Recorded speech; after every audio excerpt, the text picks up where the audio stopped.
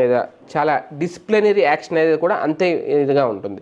మొన్న ఆ మధ్యన చూసాం కదా, వాసంశెట్టి సుభాష్ మంత్రికి సంబంధించి ఆడియో ఒకటి లీక్ అయింది, ఫోన్ కాల్.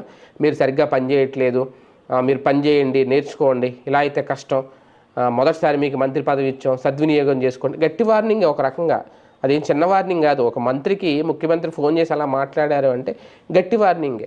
అలాగే ఇప్పుడు మహిళా మంత్రుల పనితీరు మీద కూడా ఫోకస్ పెట్టారంట చంద్రబాబు నాయుడు గారు. ఎప్పటికప్పుడు వాళ్ళ పనితీరు వివరాలకు సంబంధించి అడిగి తెలుసుకుంటున్నారట. ఇందులో ప్రధానంగా అనిత గారు, సవిత, ఇలాగ ముగ్గురు మహిళా మంత్రులకు సంబంధించి ఒక రిపోర్ట్ అయితే వచ్చిందంట. వీళ్ళల్లో ఒకళ్ళ మీద వేటు పడబోతోంది అనే చర్చ అయితే బలంగా నడుస్తోంది. ఎందుకు అంటే ఫీడ్బ్యాక్ ఆధారంగానే బాబు గారి పాలన ఉంటుంది మంత్రుల వ్యవహార శైలికి సంబంధించి.